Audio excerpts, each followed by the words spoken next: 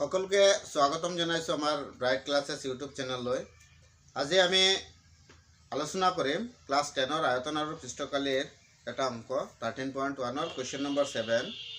কুৱেশ্যনটো হ'ল যে এটা তম্বু আকৃতিৰ এটা বেলনৰ ওপৰত এটা শংকু মধ্যচ্ছদাৰে আবৃত। যদি বেলন অংশৰ উচ্চতা আৰু ব্যাস ক্ৰমে 2.1 মিটাৰ আৰু 4 মিটাৰ আৰু ওপৰৰ অংশৰ হেলনীয়া উচ্চতা মানে শংকুৰ হেলনীয়া উচ্চতা আৰু 2.8 মিটাৰ, তেন্তে তম্বুটো সাজোতে ব্যৱহাৰ হোৱা ডাঠ কাপোৰৰ কালি উলিওৱা। প্ৰতি বৰ্গমিটাৰ ডাঠ কাপোৰৰ মূল্য 500 টকা হ'লে তম্বুটোৰ কাপোৰৰ খৰচ কিমান হ'ব? মনত এইখিনি আমাক কৈছে যে তম্বুটো সজাওঁতে কিমান খৰচ আমাৰ লাগিছিল। ইয়াত আমাক কি কি কুৱেশ্যনত দিয়া আছে এইটো চাই লোৱা। যে শেপটো হ'ল এটা বেলন আছে, অৰ্থাৎ এটা চুঙা আছে, চুঙা আকৃতিৰ, আৰু এই বেলনৰ ওপৰত এটা শংকু, আৰু এই গোটেই শেপটোৰ নাম হৈছে তম্বু। বেলন অংশৰ ব্যাস দিয়া আছে, অৰ্থাৎ ইয়াৰ পৰা ইয়ালৈকে দিয়া আছে 4 মিটাৰ। গতিকে আমি জানো ব্যাসাৰ্ধ আধা হয়, 4ৰ আধা 2 হ'ব, ব্যাসাৰ্ধ আৰ কিমান হ'ব 2 মিটাৰ। বেলনৰ উচ্চতা দিয়া আছে আমাৰ 2.1 মিটাৰ, আৰু শংকুৰ হেলনীয়া উচ্চতা যোনটো এইটো কুৱেশ্যনত আমাক দিয়া আছে 2.8 মিটাৰ। এতিয়া প্ৰশ্ন হ'ল দুয়োটাৰ ব্যাসাৰ্ধ কিন্তু একে সমান, শংকুৰ ব্যাসাৰ্ধ আৰু অৰ্ধগোলক বেলনৰ ব্যাসাৰ্ধ দুয়োটাই সমান, ব্যাসাৰ্ধ দুয়োটাৰেই সমান। এইখিনি আমি লিখি লওঁ, চাই লোৱা যে দিয়া আছে বেলনৰ ব্যাস কিমান আছে 4 মিটাৰ, বেলনৰ ব্যাসাৰ্ধ 4ৰ আধা হ'ব 2 মিটাৰ, বেলনৰ উচ্চতা যোনটো এইখিনি হাইট, বেলনৰ হাইট যোনটো সেইটো দিয়া আছে কিমান 2.1 মিটাৰ।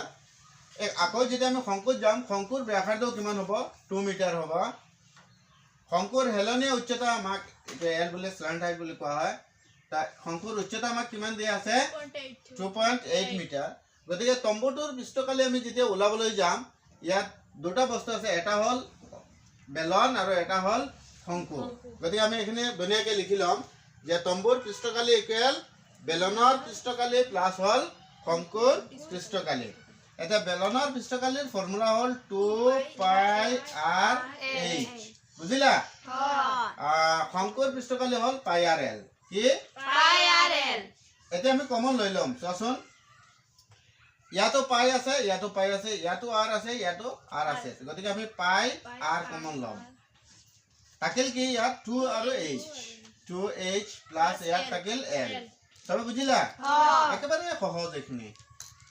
ভেলুখিনি বহুৱাই দিয়া, 22/7 ইনটু আমাৰ আৰৰ ভেলু আছে, চাই লোৱা আৰৰ ভেলু কিমান আছে 2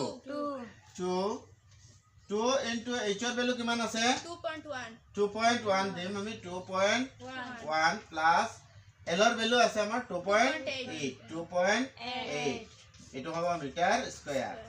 তো সবে এখানে লিখিলা নে? আচ্ছা, আমি ওপৰৰ পৰা কৰি যাম।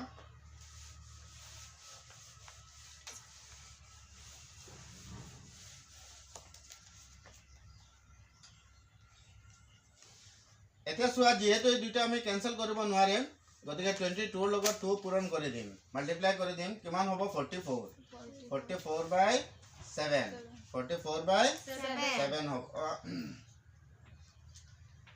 এতিয়া 2 দি আমি 2.1ক মাল্টিপ্লাই কৰিম, 4.2 হ'ব, 4.2 প্লাছ হ'ব 2.8 মিটাৰ স্কয়াৰ। এতিয়া 44/7 দুইটা প্লাছ কৰিলে আমি 7 হে পাম, বুজিলা? কি পাম 7 পাম। প্লাছ কৰিবা, নিজে নিজে প্লাছ কৰিলে চাই লোৱা। তথাপিও 2.8 আৰু প্লাছ হ'ল 4.2, 8 2 যোগ কৰিলে 10, 10 শূন্য হাতত 1, পইণ্টৰ ঠাইত পইণ্ট আহিল 6 আৰু হাতত 1 থাকিল 7। সবে বুজিলা নে? গতিকে এইখিনি কেনসেল হ'ল, গতিকে তম্বুৰ পৃষ্ঠকালি ওলাল কিমান 44 মিটাৰ স্কয়াৰ। এতিয়া আমি এই ইয়াত টোটাল কাপোৰ কিমান লাগিছে 44 মিটাৰ স্কয়াৰ লাগিছে। এতিয়া 1 বৰ্গমিটাৰ ডাঠ কাপোৰৰ দাম কিমান? প্ৰতি বৰ্গমিটাৰ ডাঠ কাপোৰৰ মূল্য আমাক দিয়া আছে 500 টকা। 1 বৰ্গমিটাৰ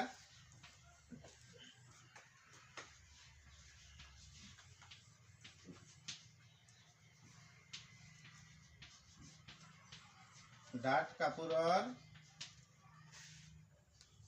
দাম হ'ল 500 টকা 500 টকা এতিয়া 44 বৰ্গমিটাৰ ডাঠ কাপোৰৰ দাম হ'ব 44 মাল্টিপ্লাই হ'ব 500 টকা টোটাল দুইটা পূরণ করলে আমি 22,000 টাকা পাম 1 বর্গমিটার ডাঠ কাপোৰৰ দাম 500 টাকা 44 বৰ্গমিটাৰ ডাঠ কাপোৰৰ দাম অৰ্থাৎ গোটেই তম্বুটোৰ যিমান কাপোৰ লাগিছিল সিমানখিনিৰ দাম কিমান হ'ব 22,000 টাকা সবে বুজিলা দুই তিনিবাৰ ৰিভাইজ কৰিবা আৰু যদি চেনেলটো কোনোবাই নতুনকৈ দেখি আছা সাবস্ক্ৰাইব কৰিবা শেয়াৰ কৰিবা বন্ধু বান্ধৱীসকলৰ লগত এটা ইম্পৰ্টেন্ট কোৱেশ্চন মেট্ৰিক ফাইনেলত প্ৰায়বাৰ আহে